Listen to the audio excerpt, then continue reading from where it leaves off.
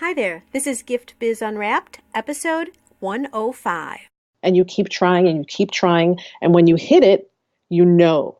Hi, this is John Lee Dumas of Entrepreneur on Fire, and you're listening to Gift Biz Unwrapped, and now it's time to light it up.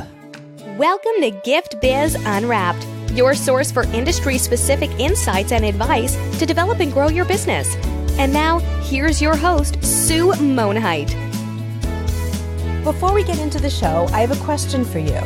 Do you know that you should be out networking, but you just can't get yourself to do it because it's scary? Are you afraid that you might walk into the room and not know anybody? Or that you're going to freeze when you get up to do that infamous elevator speech where you talk about yourself and your business? Well, I'm here to tell you that it doesn't need to be scary if you know what to do. To help you with this, I would like to offer you a coffee chat. For the price of buying me a cup of coffee, we can sit down through an online video and I'll tell you everything that I know about networking and how I have personally built 2 multi-six-figure businesses primarily through networking. You'll walk away with a solid understanding about how networking can truly grow your business. And you're going to have newfound confidence because I'm going to give you 10 fill-in-the-blank templates that you can use for your introduction message. To learn more about this opportunity, just go over to bit.ly/network ninja. That's bit.ly/network ninja. And now, let's move on to the show. Hi there, it's Sue, and welcome to the Gift Biz Unwrapped podcast. Whether you own a brick and mortar shop, sell online, or are just getting started, you'll discover new insight to gain traction and to grow your business. And today I want to introduce you to Nina Nsilo-Swai from rahababy. Nina has always had a passion for helping others and spent a decade doing just that in nonprofit organizations across New York City. After moving to the suburbs with her husband and 2 sons, Nina combined this passion with her entrepreneurial spirit and formed rahababy. The goal at rahababy is to bring joy to the daily rituals of parenting and make room for raha, which means joy in Swahili, to homes across the country.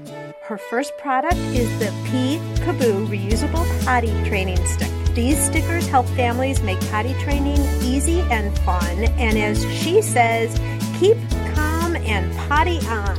And that's what we're going to do. Welcome to the show, Nina. Thank you so much, Sue. Great to be here. I am thrilled that you're going to be sharing everything about this first product of yours, and we are just going to dive right in. Awesome.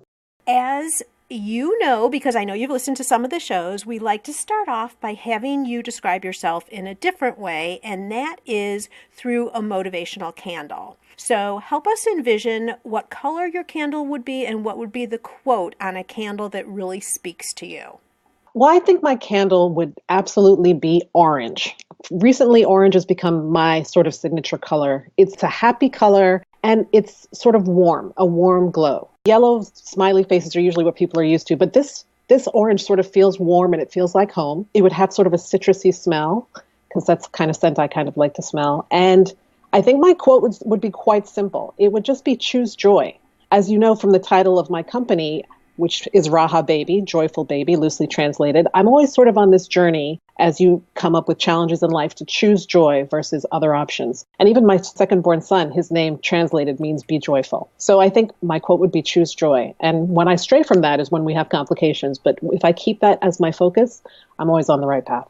It's so much about mindset. Absolutely. You could decide that you're going to just wallow in frustrations and challenges, or you can choose joy, as you said, and that sets the stage for everything you do moving forward. Absolutely, in your personal life and your business life. Agreed. Orange is starting to become one of my favorite colors, too. My actual real favorite color is yellow. Can you tell by the logo? There you go. There you go. Mm-hmm. But orange, I've been gravitating to it too. So no wonder I gravitated to you when I saw you My big for orange the first time. Fabulous. That's right. All right, well, let's talk about your product. And first, why don't you explain to people exactly what it is so we're all on the same page? So the pee-kaboo reusable potty training sticker is a unique sticker. And it's not one that you put on a chart on the wall. It's actually a sticker that goes inside the portable potty. And the way it works is that it's sort of black at rest. And when the child has a potty success, a picture comes up. And it's like magic to them. It's a flower, it's a butterfly, it's a fire truck. And it's a really strong visual reward that almost any child can understand, whether they have cognitive disabilities, whether they are a typical child, because if you understand cause and effect, you're going to see, I did this and I got a flower, I got a fire truck. They get so excited, they get so engaged in potty training, and they want to do it again and again on their own so that they can see that image. And parents just rinse out the potty and the image goes back to black. So each sticker is reusable. So it's a great new way to potty train your child without giving them expensive toys for every success or without food rewards. A lot of parents are looking for things other than candy, M&Ms. Hey, they work, and I have no problem if they do, but a lot of parents are choosing to do other things. So it's a new product on the market, and it's a really strong enforcer because the child creates the reward. So they're going to want to keep coming back. So you don't have to set a timer. You don't have to pull them away from what they're doing. And it just makes potty training easy and fun. We all have to potty train as parents. It has to be done. We can't skip around it. So let's make it fun. Absolutely. Okay, so now that everyone understands what the product is, let's talk about your journey. How did you decide that this was something you were going to do and specifically zero in on that product? As you said in my bio, I was always a person that gravitated towards helping others. I was in the nonprofit industry for almost 10 years. And then I had my children and I became a stay-at-home mother. And you sort of go through the process as a stay-at-home mom, doing all the hard work that you have to do to keep the kids happy and healthy and growing. And potty training came up for my older son. My older son has autism, so he clearly had developmental delays and cognitive delays. And I was getting all sorts of different advice about what to do about potty training. Wait till he tells you, wait till you see the signs. Well, what are the signs? Wait till he shows interest. And he's just getting older and older, and the diapers are getting bigger and bigger and more expensive. And I just was sort of flummoxed. So when he was about 4 years old, I was still waiting for that moment, and it just didn't seem to come. So I said, let's dive into this. And I sort of made all the mistakes that all parents make. I did everything that you were supposed to do in the typical world. The timers, the candy, he didn't care about. The timer didn't work. It just caused tears. I did tips and tricks that they had for me in the autism world as well, and nothing was working. I was pulling my hair out.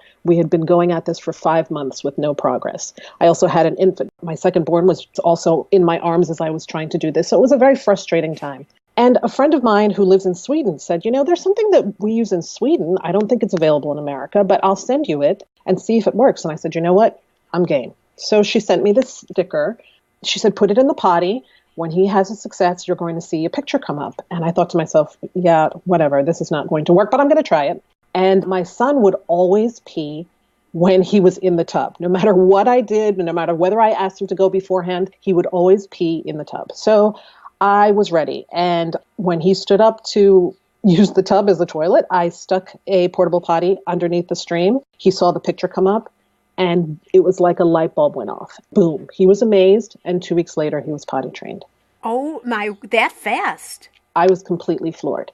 After 5 months of trying? Absolutely. And I won't even get into the mess involved. And, I've seen it all. And so I was just amazed. But I also had a 7-month-old in my arms. So I was like, yay, he's potty trained. Let's keep going. So carry on with my stay-at-home mother duties and such. And when my 7-month-old became 2 and change, I was like, oh, it's time to potty train him. Let me call my friend in Sweden and see if I can get this sticker again. I did. And that child was potty trained in a week. And I said, this is insane.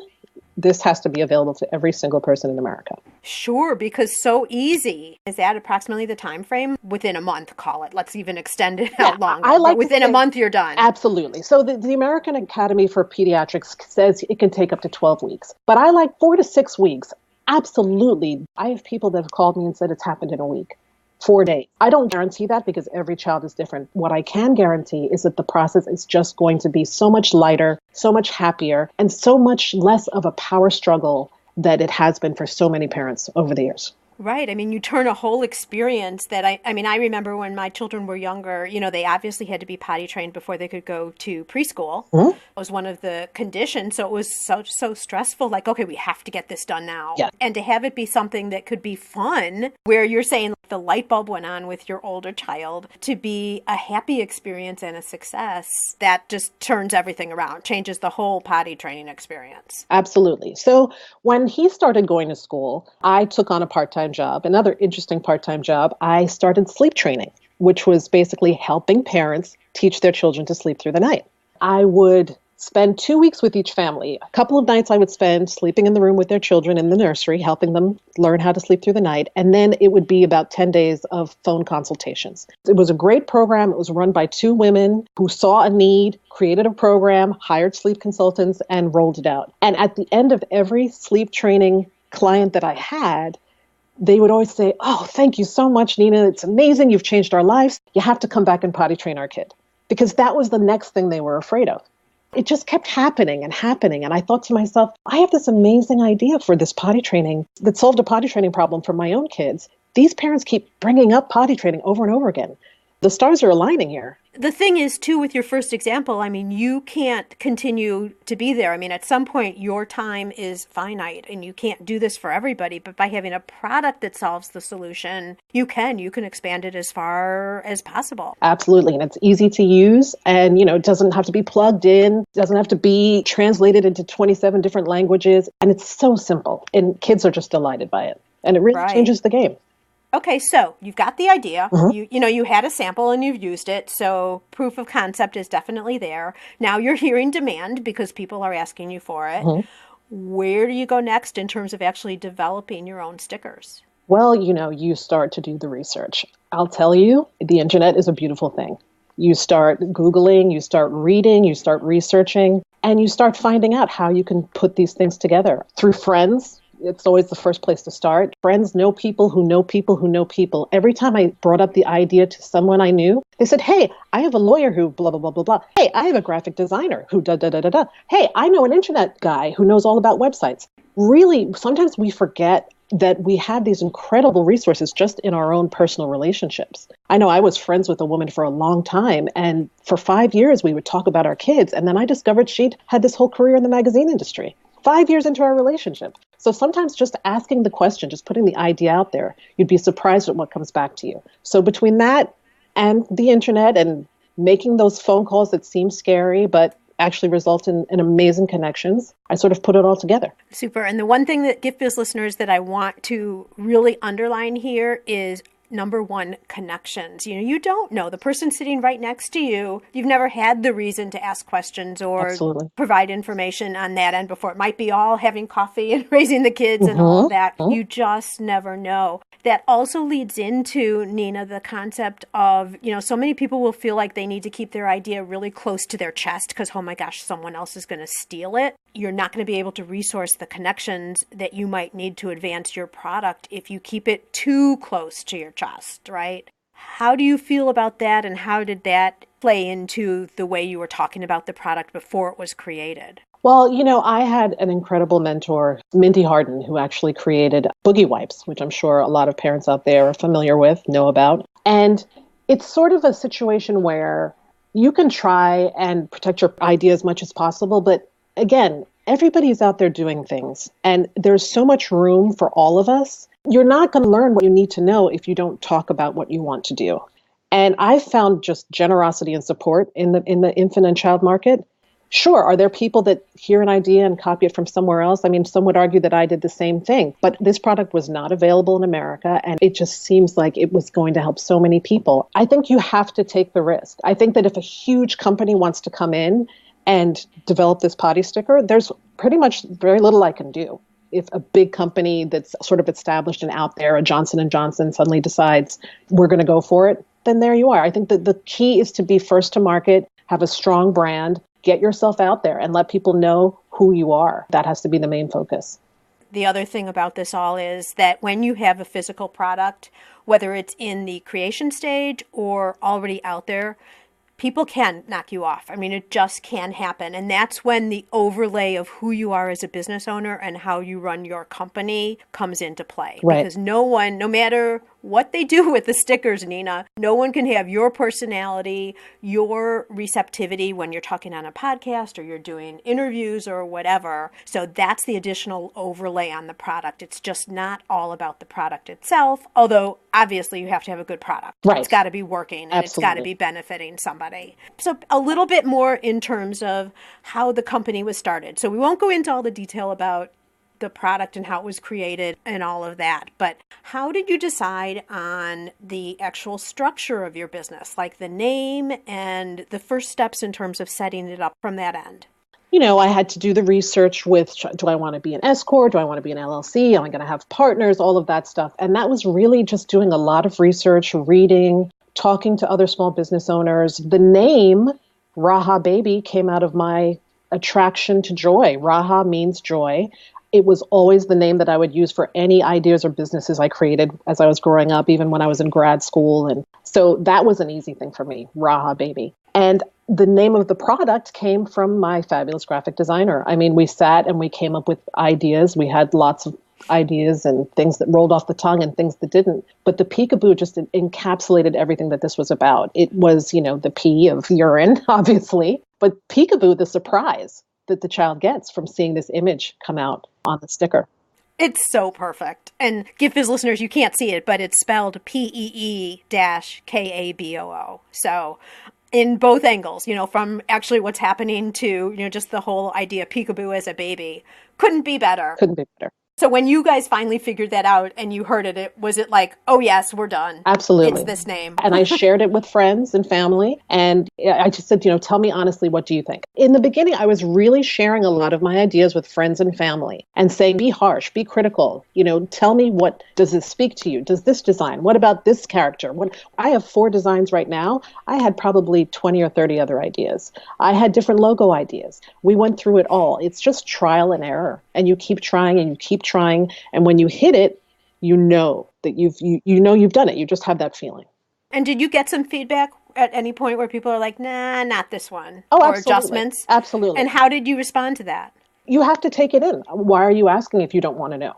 I'm trying to reach the consumer. I know what I like, but what if I have some interesting avant-garde taste and I'm all into, Picasso type images? That's not going to speak to the child. It's also not going to speak to the parent. So I know that the people I'm trying to reach don't necessarily want smiley bunnies and fluffy, sort of animated. I mean, there's a level of sophistication and style that I brought to the design of my product. I had certain stores in my mind, one of them in particular, Giggle. Would my product fit in Giggle? Would it fit with with their style and with the feeling of the store? And I'm proud to say when I go out there and I'm at trade shows, so many people say, hey, are you in Giggle? Hey, are you in Giggle? I think Giggle would like this. So I think we really hit the aesthetic I was trying to reach. This is fabulous because I don't think we've ever talked about this perspective on the show before in terms of anticipating where you're going to want to have your product and that it's going to blend with the style and the theme and what they would want to be purchasing from you. Sure. So that was beautiful. Thank you so much for sharing that. And also, kudos to you because so many people, again, to this idea of keeping your idea too close to yourself, we all love our ideas, right? Yes, absolutely. So this could have been a huge disaster if you weren't sharing with everybody and getting feedback and getting opinions. So Gift Biz listeners, once again, if you have a product in mind, please get input, get feedback. Make sure that it's just not an idea. You might in yourself say, I know this is right. It's perfect. It's exactly what we need to do. Make sure you're sharing it with other people just to confirm that your initial ideas are right. Absolutely. All right. You've got your product. You've got your name. You've got your entity.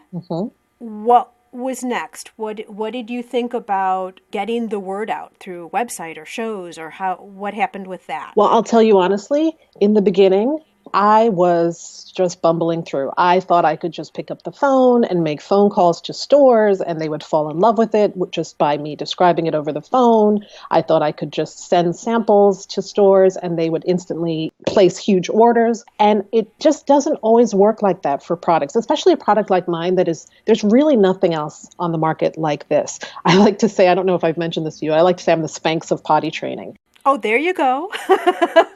When Spanx came out, people were like, what? You want me to put what on? I don't understand this. But now undergarments are an entire industry. There's nothing else like it on the market. So there's a lot of education that has to happen, not just with the consumers, but with the retailers as well. I've never seen this. I don't understand why my customer would want this. And shelf space is valuable, especially, in the smaller boutiques, obviously in the big box. They want to be sure that the consumers are really going to want to make that purchase. So I discovered after sort of bumbling through for a while, that the trade shows were really where I was able to meet with retailers one-on-one, to show them my product, to show them video. Actually, this year I showed them in action. I had water and I was showing them how the product changes and how easy it is to change back and what it feels like, because it's really easy to show a cool, funky t-shirt or a great toy. But this is something that people just have never seen before. So there's a lot of education involved. So there was, the trade shows, obviously social media. Who isn't on social media? And I'm actually ramping up my social media work now. And really trying to meet parents at their point of pain. A lot of parents go into the chat rooms and the parent chat rooms on Facebook and in other places to share their woes. Oh my gosh, my child isn't potty trained. What am I going to do? How can we solve this? So how do I meet them? How do I say, here I am. This is what you need. Did you actually go into some of those groups and see what the problems were or see their language, all that kind of thing, and then participate and engage with them there at all? Absolutely. And, in those groups, you have to be careful because they're personal and they can smell someone trying to sell something in a minute. So you're sort of violating the safe space if you go in there and you're all, use my product, buy, here's my website. They'll cut you out immediately. But there were groups that I had already been a part of who get new members, groups that I've been in since my now 13-year-old was a child, who have new members who are coming up. There are autism groups that I'm part of that I'm able to ask them, hey, what do you guys think? Hey, will you be a tester? So that has been a really great way. And once people find out about it, they share it with their friends. It's that Seth Godin building the tribe, starting from the middle and sort of vibrating outwards. Right. And going into groups and providing value and commenting and seeing a need too. You had said you'd already been part of these groups already. So Yes. People already knew you before the product was developed. But going in and understanding in real life, I think, what people are encountering and also the terminology and the words that they're using, because you can take that information and apply it in your promotional stuff so you're speaking the same language. Absolutely. And also another thing that I did was I was doing a lot of potty training seminars, locally and as far as Connecticut and such. Again, speaking to the parents who are in that moment, who really need the information at that moment. And I give the seminars and they would get discount codes, and I'm always available to people. As I grow, I probably won't be able to be as available to what I hope are hundreds of thousands of people buying the product. But right now, absolutely. My name is on the website, my phone number, I'm not hiding behind an 800 number. It's me. Mm-hmm. So I'm very accessible and people know that they can reach out to me. And so doing these local seminars, then you were just connecting up with obviously the audiences who needed the information. They were struggling. And so you grew it really from smaller presentations. And then from there, people were getting to know you, right? Absolutely. And it's trust. Potty training is such a personal experience. I'll tell you, I don't care if you're a grandparent or a new parent. You say the word potty training to someone and their face, it either lights up, crumples in fear, or it says, oh my gosh, I've got a story for you. It's such a personal experience. And if people don't trust you, they're not going to say, hey, my 5-year-old is still pooping in his diaper, or what am I going to do? My 3-year-old is wetting the bed. They're not going to share, and then you're not going to know how to help them. Right. So trust is a big part of what I do. Really good point. And some of this information, by doing presentations in public, you're going to see which communications are really resonating with the audience and which aren't. And all of that, then you can take back and make videos for your website or YouTube videos or whatever too. So exactly. What hasn't worked along the way, Nina? What struggles have you had, or maybe one big story that was just so challenging? I'll tell you what's been interesting. I have learned a lot from promotions that have failed. I have learned that, again, potty training is not something people look forward to. So to have a big sale or to have a huge discount or to have, for a limited time only, doesn't necessarily inspire people to buy my product. That's not the motivator. People don't get excited and think, oh, there's a big sale on this. I'm going to buy this now and hold on to it for a year so that I'm ready for it. It doesn't work that way. That was a big learning experience for me because, again, from the consumer side, having had children and done a lot of retail for my own children, I just thought, oh, this is going to work. But potty training is not an impulse buy kind of situation. It really is meeting that customer when they need the product. So I've really had to keep fine-tuning how to reach that customer, where to find them. What if they've already started? What if they're struggling and they've given up? I've really had to fine-tune how to find my customer. And how are you doing that? I am, again, the social media is a huge piece. So going where they already are in the groups and all. Okay. And then I've talked to a bunch of different individuals about, I'm not a baby registry item. So some of the bigger trade shows where, expecting moms and new moms go, they're just not thinking 2 years ahead. They aren't. They really aren't. There's a movement now about feeding, not breastfeeding, but once children get to table food. And so I've seen that shift happen. And so people are starting to think a little bit further than the first year. They're thinking about what plates they want, what spoons they want, that kind of thing. So there may be a shift towards the 2-year sort of age range. But right now, I really have to find them, sort of on the playgrounds, in the playgroups, in the application process when they're applying to preschool and discover, oh man, my child needs to be potty trained. That's where I'm finding my customer. Yeah, so the trick is timing, not pricing for you. Absolutely. Because I'll tell you, once people succeed, they'll say, I would have paid $50 for that. Yeah. Because you spend a lot more when you have to do it much longer. Absolutely. In emotional energy and dollars, for sure. Yes.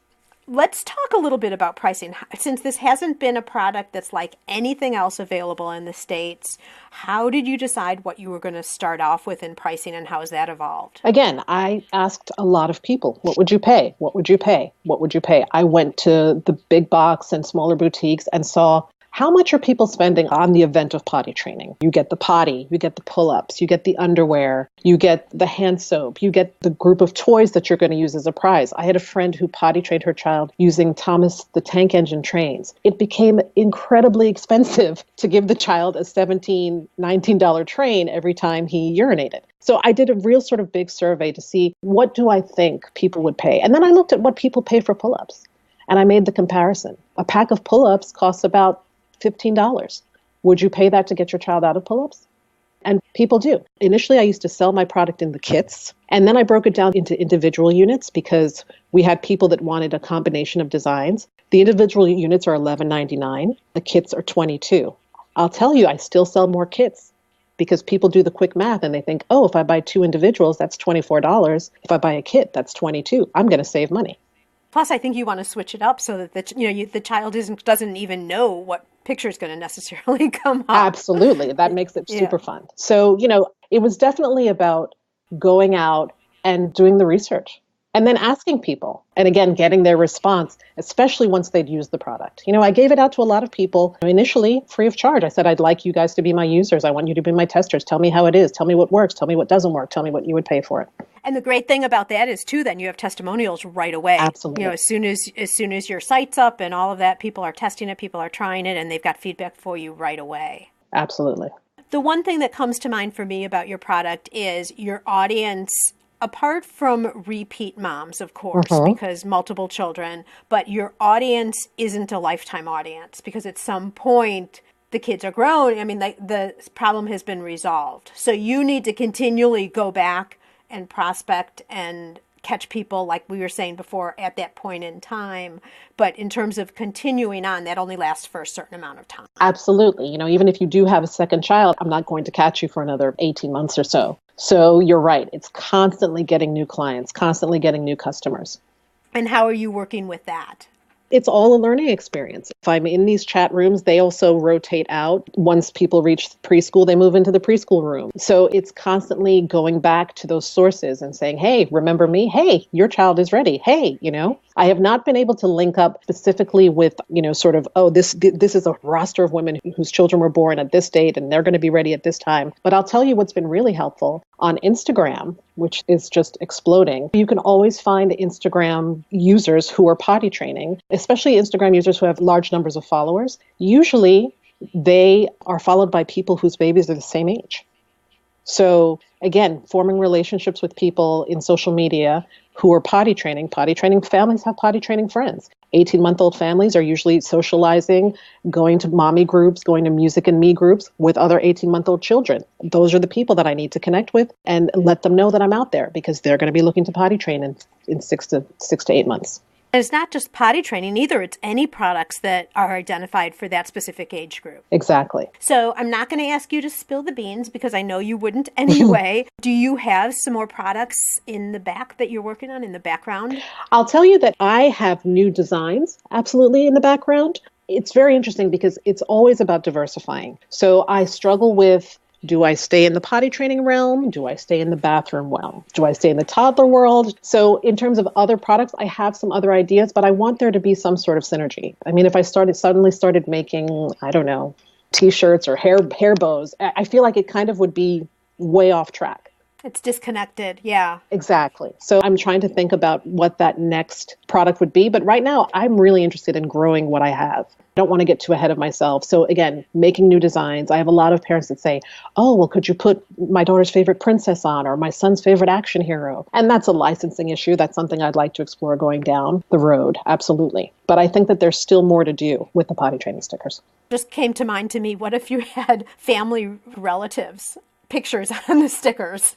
Like customization or to learn how to spell or Letters. colors or, oh my gosh, the expansions could be crazy. Yeah. And it's interesting because I'm working right now with a lot of people who are trying to identify like, what is my business going to be? And I keep saying, you have to be open. You have to be looking around. There may be a trigger that happens this afternoon that you just have to have an open mind to it.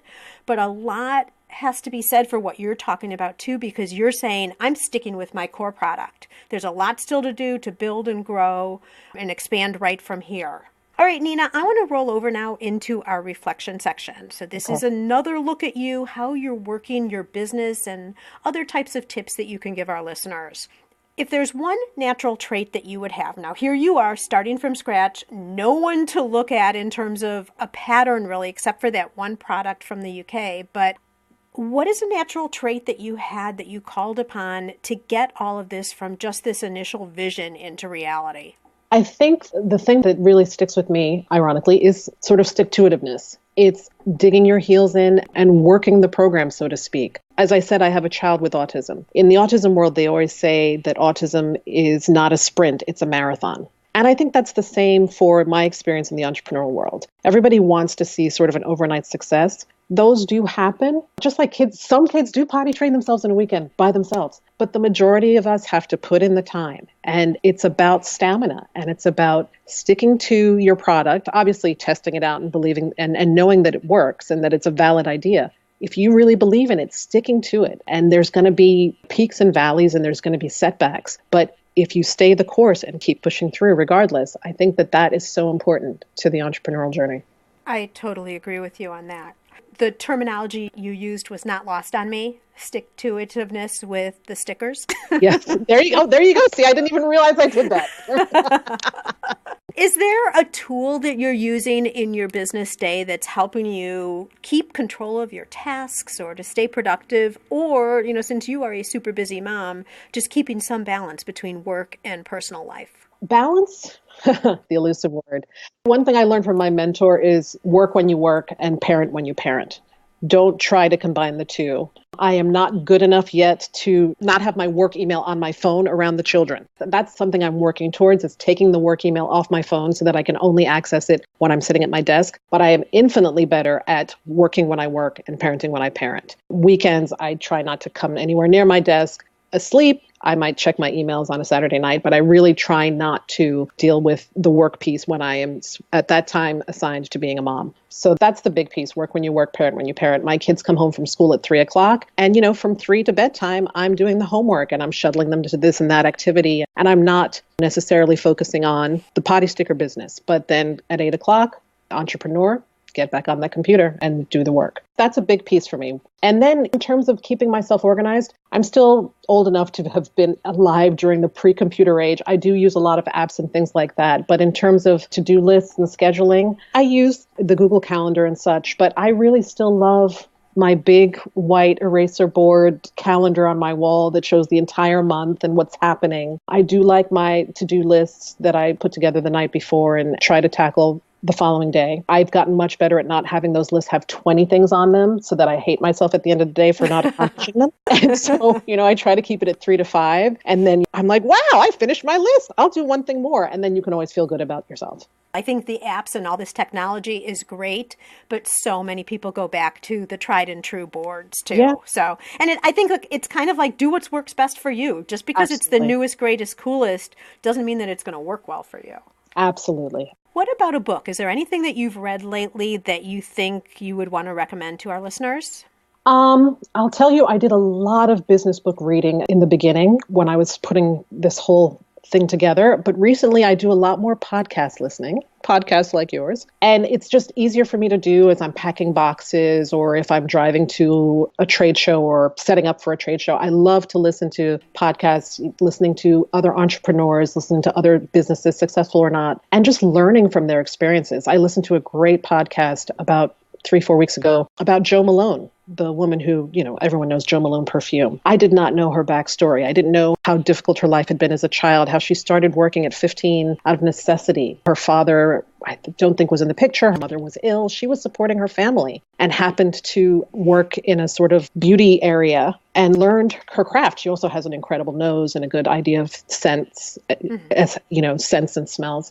And just learning about, again, not just the growth of her empire, but also her personal life. Because again, to me, they all really mesh together. And learning how she overcame cancer or how she had to rebuild herself after she sold her company to Estee Lauder, which seemed like an incredible experience, but she was forbidden from working in the industry for 5 years. I learned so much from those, and I get so inspired by listening to especially other women who, even if they've not been multimillionaires or not had these incredible successes, how they overcame adversity. Because when you have those tools in you, you can run a business. Do you recall what podcast that was? It was playing on the plane, so it was made especially for the airline. If I can find the links, I will share it with you because it was just so amazing. Perfect. And it's so funny that you just said that because 2 days ago I got back from vacation, yes, to Morocco, and we flew through Paris. And what did I buy?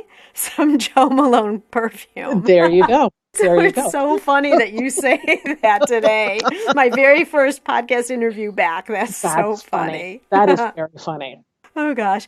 You had also referenced earlier Seth Godin, who has a number of fabulous books. So you could pick up any one of them. Yeah, The Dip, there's a million of them. So Gift Biz listeners, if you're looking for some really solid marketing advice, product positioning and all of that, he would be an author to follow as well. And I know that he has a lot of books on Audible because I have pretty much everything. I think I've read every single thing that he's done. So if you're interested in that, I've teamed up with Audible for you to be able to get an audiobook for free on me.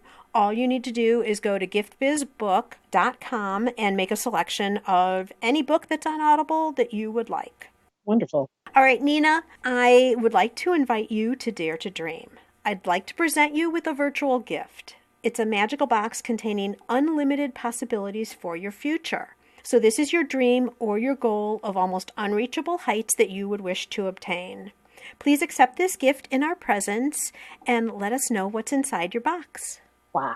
Okay. I think for me, my goal, my dream is for the pee-kaboo potty sticker to be as ubiquitous to potty training as wipes are to diapers. I would love to see it in stores across the country. I'd love to see people just say, oh, yes, are you potty training? You need to get a potty and a pee-kaboo potty sticker. That would be amazing for me. Again, because I just think it's such a no-brainer and it just changes the game. I'd love to reach a point where I can be more philanthropical, be more giving to organizations. I'd love to reach back and help children with special needs. Again, I have a child with special needs, so many challenges involved. And if I can just take one of those challenges off the table for parents, save them from having to buy diapers that get increasingly expensive the larger your child is, then that would just be such a joy for me. So giving back to organizations that provide services to families with kids with special needs.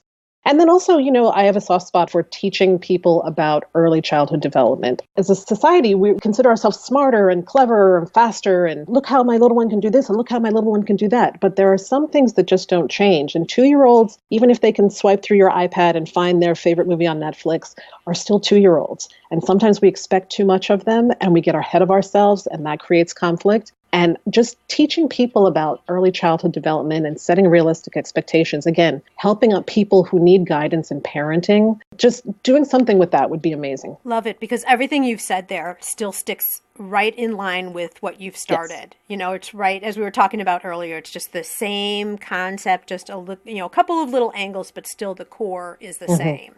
Nina, is there one single place online that you would send people to learn more about you and about the pee-kaboo potty sticker? Absolutely. They can go to my website, and it's www.peekaboopottyssticker.com.